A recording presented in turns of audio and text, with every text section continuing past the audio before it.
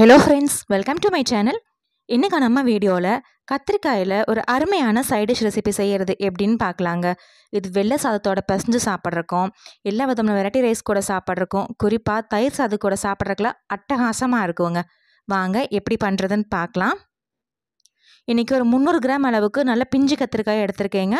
கத்திரிக்காய் நல்லா பிஞ்சு கத்திரிக்காய் எடுத்துக்கோங்க, அப்போ தான் நல்லா சுவையாக இருக்கும். இது 2-3 டைம் நல்லா கழுவிட்டு இந்த காம்போடு அப்படியே 4 கீறி எடுத்து வச்சுக்கலாம். அடுத்ததான் ஸ்டவ்வில் ஒரு பேன் வச்சுருக்கீங்க. பேன் நல்லா சூடானதுக்கப்புறமா அதில் 1 ஸ்பூன் அளவுக்கு எண்ணெய் சேர்த்துக்கலாம். எண்ணெய் நல்லா சூடானதுக்கப்புறமா அதில் 1 டேபிள் ஸ்பூன் அளவுக்கு வெள்ளை உருட்டுளுந்து சேர்த்துக்கிறேங்க. அது கூடவே 1 டீஸ்பூன் அளவுக்கு வரமல்லி சேர்த்துக்கலாம். அடுத்ததான் இது கூட 1 டீஸ்பூன் அளவுக்கு சீரகம் சேர்த்துக்கலாங்க. இது எல்லாத்தையும் சேர்த்துட்டு ஃப்ளேம் லோவில் வச்சு ஒரு 3-5 நிமிஷத்தை முடிக்கும். நம்ம சேர்த்துன உளுந்தும் வரமல்லியும் நல்லா செவந்து வறுபட்டமான வரணும். அந்தளவுக்கு நல்லா வறுத்து எடுத்துக்கலாங்க. கருகிடக்கூடாது, லைட்டாக செவந்து வறுபட்டு வரணும், அந்தளவுக்கு நல்லா வறுத்துக்கலாம். இப்போ பாருங்கள், உளுந்து நல்லா செவந்து வறுபட்டமான வருது. இது ஃப்ளேம் ஆஃப் பண்ணிட்டு ஒரு பிளேட்டில் மாற்றி கொஞ்சம் கூட சூடு இல்லாமல் நல்லா ஆற வச்சு எடுத்துக்கலாங்க. அடுத்ததான் அதே பேனில் நான் எடுத்துருக்கிற கத்திரிக்காய்க்கு பார்த்திங்கன்னா மீடியம் சைஸ் பெரிய வெங்காயம் 4 பெரிய வெங்காயம் எடுத்து இந்த மாதிரி ரேண்டமாக கட் பண்ணி வச்சுருக்கேன். அது இது கூட சேர்த்துக்கலாம். நல்ல பெரிய சைஸ் பெரிய வெங்காயம் எடுத்திங்கன்னா ஒரு 3 வெங்காயம் சேர்த்தா போதுமானதாக இருக்கும். இந்த வெங்காயம் நல்லா கண்ணாடி பதத்துக்கு வதங்கி வர்றவங்க அந்தளவுக்கு நல்லா வதக்கி எடுத்துக்கலாம். நான் இந்த ரெசிபிக்கு புளி சேர்க்க போகிறது இல்லைங்க. உங்களுக்கு புளி சேர்த்தா கொஞ்சம் நல்லா சுவையாக இருக்கும் அப்படின்னு விருப்பப்பட்டீங்கன்னா அந்த வெங்காயம் வதக்கும் போது சின்ன நெல்லிக்காய் அளவுக்கு புளி சேர்த்துக்கோங்க. இப்போ நான் காமிச்சிருக்க மாதிரி வெங்காயம் நல்லா கண்ணாடி பதத்துக்கு வதங்கி வந்ததுக்கப்புறமா ஃப்ளேம் ஆஃப் பண்ணிட்டு அதை ஆற வச்சு எடுத்துக்கலாம். அடுத்ததாக ஒரு மிக்சர் ஜாரில் நம்ம ஏற்கனவே வறுத்து வச்சுருந்த வரமல்லி, சீரகம், உளுந்து இது எல்லாத்தையும் சேர்த்துக்கலாங்க. சேர்த்துட்டு தண்ணி எதுவும் சேர்க்காமல் பொடிச்சு எடுத்துக்கலாம். கொஞ்சம் நல்லா ஃபைன் பவுடராகவே பொடிச்சு எடுத்துக்கோங்க. பாருங்கள், இந்த மாதிரி நல்லா பொடிச்சு எடுத்துக்கணும். இந்த மாதிரி பொடிச்சதுக்கப்புறமா அடுத்ததான் இது கூட நம்ம வதக்கி ஆற வச்சுருந்த வெங்காயத்தை இது கூட சேர்த்துக்கலாங்க. வெங்காயம் சேர்த்துனதுக்கப்புறமா இது கூட ஒரு 10 பூண்டு பல் சேர்த்துக்கலாம். பெரிய பல் பூண்டாக இருந்தால் ஒரு 10 பல் சேர்த்துக்கோங்க. சின்ன பல் பூண்டாக இருந்தால் ஒரு 15 பல் பூண்டு சேர்த்துக்கோங்க. கூட காரத்துக்காக 3/4 ஸ்பூன் அளவுக்கு சாம்பார் மிளகாய்த்தூளும் 1/2 ஸ்பூன் அளவுக்கு தனி மிளகாய்த்தூளும் சேர்த்துருக்குறேங்க.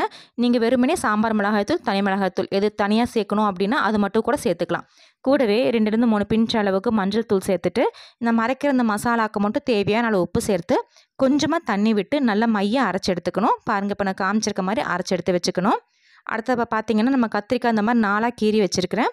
இந்த கத்திரிக்காயில் நம்ம ஏற்கனவே அரைச்சி வச்சுருந்த மசாலா எடுத்து நல்லா உள்ளே ஸ்டஃப் பண்ணிக்கலாங்க. இப்போ நம்ம கட் பண்ணி வச்சுருக்க எல்லா கத்திரிக்காயிலும் அந்த மசாலாவை ஸ்டஃப் பண்ணி எடுத்து வச்சுக்கலாம். பாருங்கள், எல்லா கத்திரிக்காயிலும் மசாலா ஸ்டஃப் பண்ணி எடுத்து வச்சுருக்கேன்.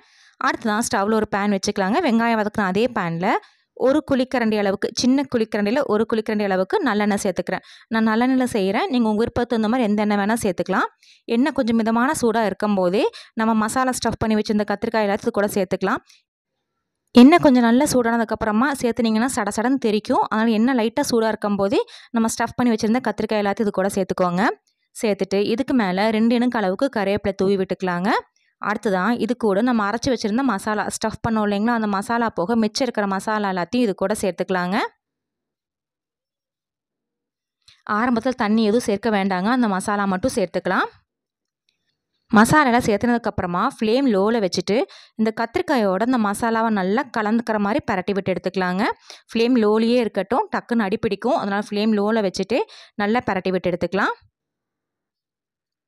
நல்லா பரட்டினதுக்கப்புறமா நம்ம ஏற்கனவே மசாலா அரைக்கும் போது உப்பு சேர்த்துருந்தோம். இப்போ இந்த கத்திரிக்காய்க்கு மட்டும் தேவையான அளவு உப்பு சேர்த்துக்கலாம். சேர்த்துட்டு நல்லா கலந்து விட்டு உப்பு காரம் எல்லாம் செக் பண்ணிக்கலாங்க. நான் ஏற்கனவே சொன்ன மாதிரி நீங்கள் வெங்காயம் வதக்கும் போது புளி சேர்த்துருந்தீங்கன்னா உங்களுக்கு உப்பு காரம் புளிப்பெல்லாம் செக் பண்ணிக்கோங்க.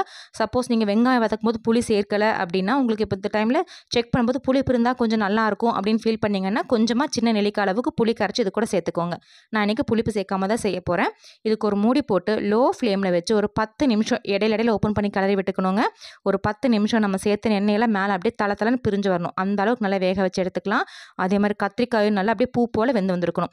சப்போஸ் நம்ம மசாலா சேர்த்துனது போக உங்களுக்கு அடிப்பிடிக்கிற மாதிரி இருந்தால் கொஞ்சம் தண்ணி சேர்த்துக்கோங்க. தண்ணி சேர்த்து வேக வச்சு எடுத்துக்கலாம். இது நல்லா பரட்டி விட்டுட்டு மேலே பொடியும் நடக்கிற மல்லியில் தூவி இறக்குனீங்கன்னா வெள்ளை சாதத்தோட தயிர் சாதம் கூட சாப்பிட்றதுக்குலாம் அருமையான காம்பினேஷனாக இருக்குங்க. பிரிஞ்சி ரைஸ் கூட சாப்பிட கூட அட்டகாசமாக இருக்கும். ஃப்ரெண்ட்ஸ், நீங்களும் இந்த ரெசிபியை ட்ரை பண்ணி பாருங்கள். ட்ரை பண்ணி பார்த்துட்டு கமெண்ட்ஸுங்களை சொல்லுங்கள். உங்களுக்கு இந்த வீடியோ பிடிச்சிருந்துச்சுன்னா மறக்காமல் நம்ம சேனலுக்கு சப்ஸ்கிரைப் பண்ணுங்கள், லைக் பண்ணுங்கள், ஷேர் பண்ணுங்கள். தேங்க்யூ.